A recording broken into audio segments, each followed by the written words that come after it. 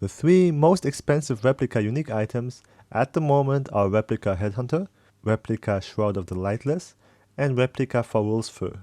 Keep in mind that prices, especially now, are changing drastically because more and more people are running heists since the patch. So if you're looking to buy some Replica Unique items, now is the time. Selling them though will be much harder as the market is being flooded. Headhunter has always been a very powerful and expensive chase item. The Replica version therefore tries to follow its footsteps. However, the Replica only has a fraction of the original's power as it only steals buffs from magic monsters and only with a % chance at that. This is still powerful, therefore the price of this item today is roughly 12x in standard, but again, prices are going down and it cannot replace the original. Unlike the Headhunter, Replica Shroud of the Lightless is very different from the original one, and with 6 abyssal sockets, it depends entirely on your jewels, and at the moment this is more expensive than the original version. The third most expensive item is Replica Farrul's Fur. This item is actually very similar to the original one, and in certain cases is even better. The only difference between the original and the replica being the buff duration of agility instead of stealth, and then gaining endurance charges instead of power charges. I'm still trying to wrap my head around the reason for its price tag, but the only thing I could come up with was using the new Phantasmal Haste gem, which grants your buffs to expire 20% faster, which can be further pushed to 73% using the new helmet Crest of Desire. I was really confused by the haste gem the first time I read this in the gems list, but the aspect of the cat flip-flops buffs back and forth. Reducing the duration of this buff then means you're gaining all endurance charges and frenzy charges quicker. This means every 6 seconds you gain all endurance charges and all frenzy charges at the same time. But I have no clue why you would want to do this. Maybe for discharge? If anybody knows why this is so valuable, let me know. But this is also one of the replicas that is more expensive than the original one. These are currently the most expensive replica items. So if you find one of these, you got the jackpot of replica items. However, as I've mentioned, right now many people are running heists, which means prices are plummeting right now. There are other Replica Uniques that still have good value, one of them being Replica Nebulous. This item gives you up to 5% increased cold and fire damage for each missing cold or fire resistance, and on top of that it gives you cast speed. This means if you invest nothing into fire and cold resistance, you can get up to 675 increased damage for each fire damage and cold damage. You can further lower your resistance with items like Thread of Hope, and push this even higher.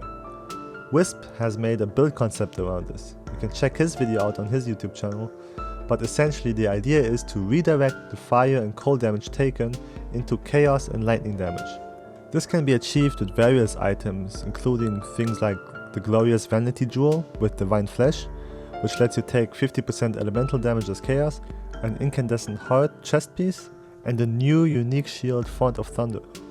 With these 3 items you should take cold and fire damage as chaos and lightning damage. There is a small detail though that hasn't been mentioned that I ran into trying to play around with these damage taken modifiers.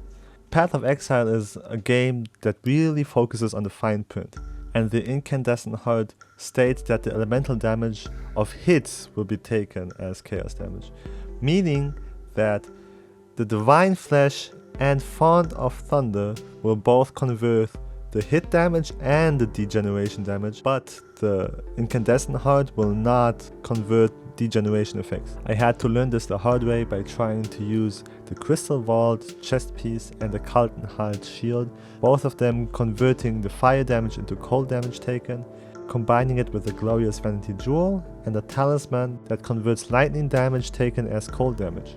So except for the glorious Vanity Jewel and the shield, everything else is based on hit damage.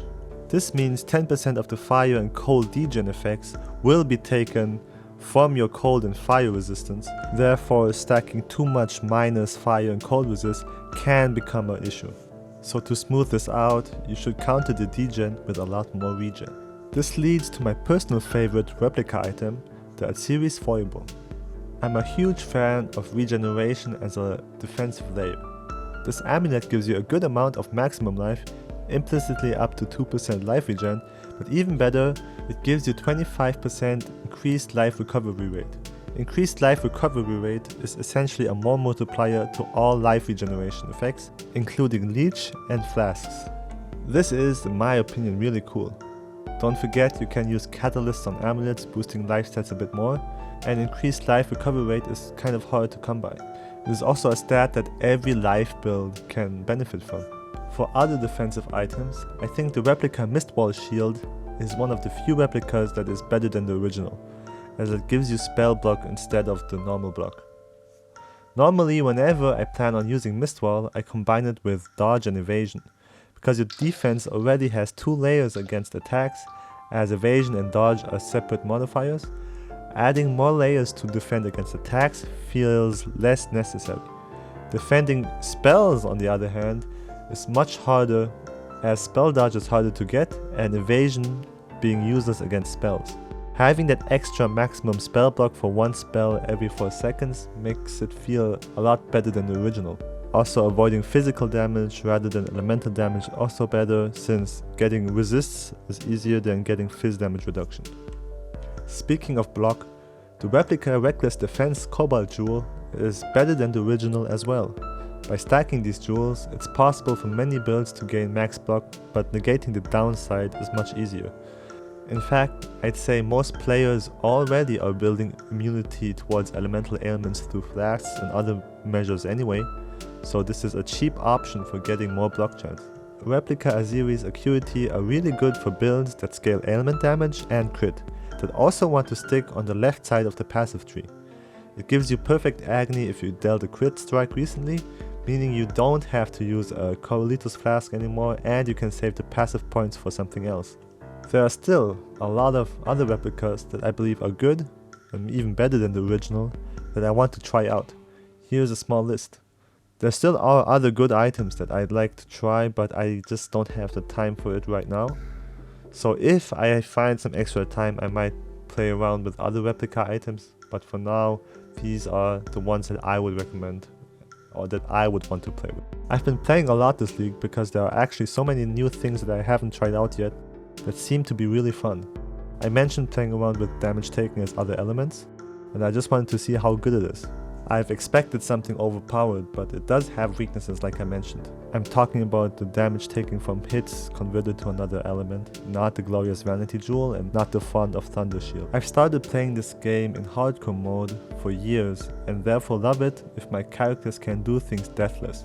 But my time is limited, and for experimenting around with things, hardcore does increase my time played by a huge amount. This is also why this league I'll be exploring defensive layers first, and from there see which skill synergizes well with them. In this case, I needed a skill that can be played with a Kaltenhalt shield and a Crystal Vault chest. Also, I'm trying to keep my budget as low as possible, which normally means below 10x and most of the time actually just below 5x. But this league is really crazy because the exalt prices are insanely low. The budget is always relative to the market and timing. I bought my Crystal Vault in the first week of Heist for 14 Chaos Orbs. Heist dropped a lot of 6-lings in the beginning of the league, making them quite cheap. I'm currently trying to use Vorici in the Syndicate to obtain a 2 green sockets, 1 blue socket and 3 white sockets Crystal Vault chest. As most skills that I'm interested in are with alternate quality and therefore will be linked with enhanced. Most skills in the game can be supported by a good green or blue socket. They might not be optimal, but they are still useful. I thought having all damage taken as cold and chaos damage makes stacking more max res very strong, which is why I tried running a level 25 Purity of Ice on my build. Getting to 90% maximum resistances is quite possible, but honestly at this point 87% for me was enough. I'm adding a Taste of Hate and a 10% physical damage taken as cold helmet. Combining it with a Crystal Vault and a Basalt Flask gives you something around 60% phys damage reduction. But again, this is mostly hit damage. Now skills that can run with this without breaking the bank is quite limited, and the one I chose was Essence Drain Contagion. I also went for a Cultist then, as she gets a lot of chaos resist, meaning that I can buy even cheaper gear and scaling damage over time skills is relatively easy. Keeping in mind that I want to keep everything budget friendly. I'm currently using Opponent's Pen and Spellsling ED Contagion and using Telepathy Gloves to cast Blight, and the damage is adequate until you reach red maps. Killing bosses is slow but not unbearable until late red maps. Now at level 90 I'm considering dropping Spellslinger and Poet's Pen for more damage and might maybe even switch over to Bane, as it's more comfortable to play one skill than a combo skill. But all my gems aren't fully leveled yet and my belt and wings are absolute garbage. Maybe just getting chaos damage jewelry and a level 21 ED Contagion is enough to make it work, and dropping Spellslinger allows me to use Malevolence. A 6-linked Essence Drain or Bane, getting more chaos damage multiplier and additional levels for chaos skills on a wand in combination with Malevolence should make a huge difference.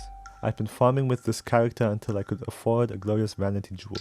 The price for the jewel has consistently been lowered from 400C in the first week to 170C today when I finally bought one. With this setup, it's possible right now to run tier 16 maps even with less than 4k life, but can't regen and always ignite mods have to be avoided.